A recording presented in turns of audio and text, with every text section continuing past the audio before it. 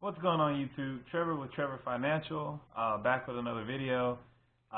Today we're going to hit on a very relevant topic. We're going to hit on the topic of passive income.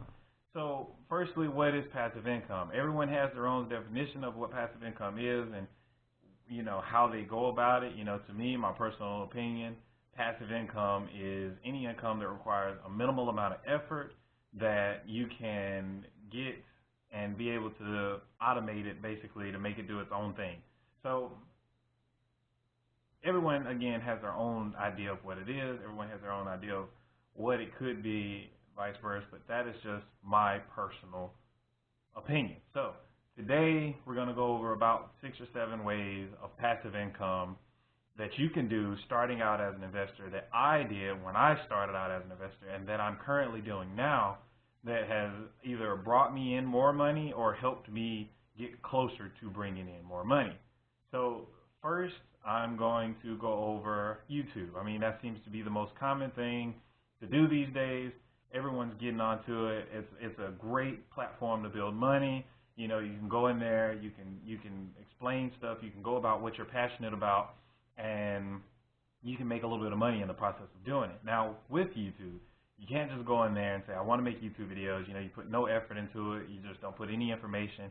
And, you just do what you feel like everybody wants to hear. And then at that point, it's not really what you want to do. And at the end of the day, you'll feel like it's more of a chore as it is an experience and as a form of income.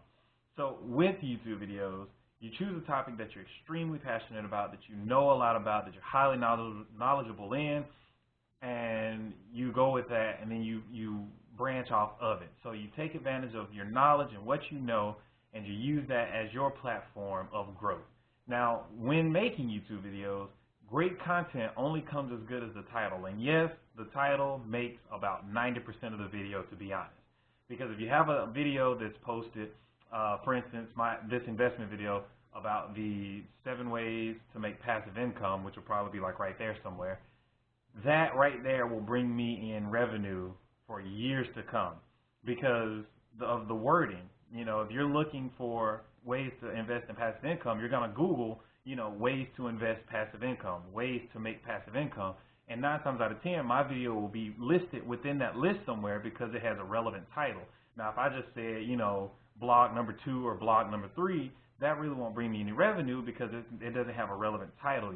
Somebody watches it once and they're just kind of like, okay, it's one and done because it doesn't have any relevance. Even if they wanted to see it again, they search blog number 4 and 20 million videos are going to come up. So make sure that you have a relevant title that's also in conjunction with your video. So don't just go in, make a video, and just throw a title in there and hope that everybody does. Just like if someone did it for video games, for instance. If you just say playing Destiny, no one's going to want to watch that in the future. Like, no one's going to see that, and they're just going to be like, okay, it's Destiny.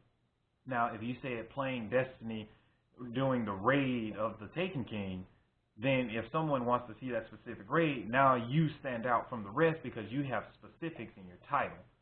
So that's my first form of passive income. You make money off of that. You get a big enough fan base and everything. That way you can start making in ad revenue from Google and from YouTube and everything else. And then with that, you can tie in my next form of passive income, and which is affiliates. Now, affiliates, which I do have an affiliation with Amazon, which a lot of people choose Amazon because Amazon takes about anybody, to be honest. If you're just now starting out and you want to have an affiliation with someone, you want to get an idea of what it's like, get a feel for it, go to Amazon. And what affiliations do, if you had a product out, or if you're using a certain camera, or you're using a certain thing, and you say, this is what I'm using, and the links are in the description, as long as someone clicks your affiliation link, you earn money from it if they buy something. So if they clicked on your video because you were describing the best PlayStation controllers, and you show your PlayStation controller, and you put a link in the description saying, this is the exact one I use, if they click that, it puts a cookie in their browser for 24 to 48 hours, and it allows you to earn money if they buy anything from Amazon, whether it be PlayStation controllers, whether it be batteries, tissue, diapers, anything that they buy, you'll get a percentage off of it now because of your affiliation link. So as long as you have that at an active link, you can make revenue off of it. So, sorry about that. So, I feel like an affiliation link is probably by far next to YouTube the easiest to get into because it's something that you can do once and be completely hands off with it.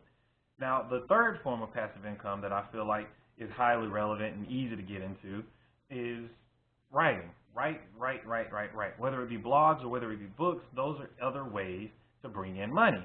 So if you have a blog, for instance, you can use your blog to make you money. Something that you already do as a pastime or as a release or anything like that, you can now make money off of it. And, you know, going in there and trying to figure out a way to monetize your blogs is fine. I mean, it's really easy to do. I have a blog myself, which I might link in the video this time or maybe next video after I get everything finished and up and running. But making a blog to have money for it and writing a book to make money for is so easy to do because it's something that you already do. So if you're highly knowledgeable in, let's say, tying a tie, if you're highly knowledgeable in tying a certain tie and you feel as though you have a lot of valuable information, no idea is a bad idea. Remember that. Not a single idea is a bad idea when you're trying to make money in something like this. So if you feel like, okay, well, I know how to tie this tie very well. I know about the different types of ties. I know about the different patterns you can do. I know about the different types of patterns that don't work with certain materials. All of this stuff, those are things you can use to make money off of because someone else wants to know that same information. Now, you might think, okay, well, there's 100 people that know how to do this, but you're different from those 100 people because you're taking the steps necessary to do it. See, you creating that video is going to be highly informative to everyone else who didn't create the video because you might be putting in information that they did not know and that they would like to know. Because just like you might have had to search how to tie that certain tie or how to do that certain pattern, they have to do the same thing, and at the end of the day, you're getting paid for it because that's your passion and you're letting all these other people know how to do it. The same goes for books. If you want to write a book, you know, and it's the same concept of a blog, if you want to write a book, you write about it what you're passionate about. You don't just write a book just to write a book. You don't just write a book and think that it's going to be great, it's going to be the best thing since sliced bread. No, you have to do a book or whatever you're trying to write about based off of something you're extremely passionate about. That way it doesn't feel like a chore. It feels more like a pastime. You know, you're already doing it anyway, so why not get paid for it? You know, that's just got to be the easiest way to make money that I've ever known in my life. You know, like I wish I would have got this a lot earlier in life because I would have been well better off now. You know, if you're already doing blogs, you're already doing YouTube videos, you're already doing, you know, books and all this other stuff, get paid for it. You know, blogs, you get ads, you get people who reach out and say, hey, can I put an ad or two on your website? Can I put an ad on your website and pay you for it? Can I put an ad on your website and pay you for every time they click on it? You know, every ad is different. You know, some ads are like, hey, if they click on your link and they spend this much time on it, then cool, you get paid for it. Or they'll say if you click on this link and they sign up, you get paid for it. You know, not every ad is the same, so don't get me wrong that you're just going to get ads and get paid from all of them. No, that's not the case. But it's also another way of making money because you already do it. Why not capitalize from it? And the same goes with books. Once you write a book, you can give it to Amazon. Amazon does everything. It's hands-off. I'm in the process of writing my first book now, and it's going to be probably the beginner's guide to investing, just so that you guys can see where I came from and to get the notes that I came from, because a lot of these guys and a lot of the people that I follow, they are already successful. They are already making six figures with a six-figure portfolio. See, I want to be able to show you how to get there and what it takes to get there. And I want to bring you guys with me so that you can see the benefits of it, the downfalls of it, the ups, the downs, you know, everything. So when my book is released, it's going to be the good, the bad, and the ugly of the stock market and investing, because everybody thinks that the stock market is a get-rich-quick scheme, and it's not, which that plays into my next passive income, investing. Now, I know I just kind of went on that mini rant of exactly the opposite of what I'm about to say, but a passive income in investing can be a very valuable asset. There are so many different types of stocks to go into. There are so many different ways to invest. so many different types of funds and bonds and other things that you can invest in that, you know, is so beneficial that you just don't even have to worry about it. So if you come into $5,000, you know, most people look at that $5,000 and they give themselves one of two questions. How can I make this $5,000 more, or how can I spend this $5,000? Or, you know, the 1% thinks, how can I make this $5,000 more? The others say, how can I spend, or how can I save this $1,000? Now, saving, or $5,000. Now, saving $5,000 versus investing $5,000 are two completely different things. If you're investing that $5,000, you're putting that $5,000 away to let it make money for you. At that point, once you invest that money, it's so just self-sufficient that you really don't have to do much. Now, I'm not saying that it's invest and done. No, you still have to pay attention to it. You still have to make sure you invest into the right stocks, which again, the word passion comes into it. Don't just invest in a stock because it's doing well, because just like anything else, the stock market is unpredictable. So the stocks might be up in this company for the past week or two and then just completely submerge. You know, you can't just invest in it because it's doing good.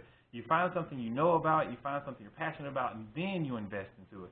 Me personally, a lot of my investments and a lot of my shares are in vehicles, in automotive, GM and Ford, you know, and all of these areas that are all automotive related, because I know a lot about automotive, I know a lot about vehicles, I know a lot about that kind of stuff, so that's what I'm passionate about. So I spend my time investing into them because I know what I'm looking at and what to expect and how to expect it. Now, I'll go into greater detail in another video later on down the road about which stocks are good, which stocks are bad, which ones you should and shouldn't invest in, but you always have to make sure that when you're investing in the stocks, always invest in something that you're passionate about. Because the worst mistake I made personally, and I'll just give you this one as a freebie, you know, I'm going to go into this in later detail. The worst mistake I made personally was just investing in something just to invest in it, and I lost a lot of money. And when I say I lost a lot of money, to most investors, you know, they're already in the game. This isn't a lot of money to them. But losing my first $500 as an investment was probably the hardest thing ever, because I personally thought, okay, well, this company's doing great. Let me just go on and invest into it, and then it plummeted, you know. And to me, I feel like I lost an investment, but I didn't get demotivated, because it's like, okay, now I see and now I know, and I can let others know. Don't just invest in something because it's doing good. Take my mistake and use it to your advantage. That's all I'm saying, you know. My next form of passive income would have to be teaching a hobby or teaching something, again, that you're passionate about. And when I say teaching, others might call it, you know, creating a course. And that's the more logical or technical term for it. You know, go out and create a course and get paid for it. Creating a course is also something that I plan on doing myself, because it's an excellent way to make passive income. So when creating a course, you create a course about something you know a lot about, something that you know like the back of your hand, and something that you know everybody would actually like enjoy reading or enjoy listening to or enjoy however you set up your course. It's something that you know personally that will be absolutely beneficial to anybody, you know? So just going back to the tie example, if you want to, not only writing a blog about it or writing a book about it, creating a course on it, you can have videos now. You can create videos that's not on your YouTube channel, that's not on your blog and all these other places. You can have a course dedicated to each tie, each different type of tie, each different type of knot, you know, however you want to set your course up. And then at that point, it's all hands off. Because let's say you create a course and you call it quits. You create a course and you're just like, all right, that's it. That's done. I'm done with this one. I'll move on to another one. You know, let's move on to a different course about different textures. You know, once that first course is out, it's all hands off. You don't have to worry about it anymore, because somebody invests into your course, they take your course, you know, that's passive income that's coming into you. When someone enrolls into it, you're making that money, and you're just doing, you're doing what you already do. You're doing what you're already passionate about. You shouldn't feel like it's a chore. You shouldn't feel like it's a drag because you have to do it, because you've already been doing it. And again, if I had this knowledge when I was first starting out and when I was first getting into everything, I would have been used this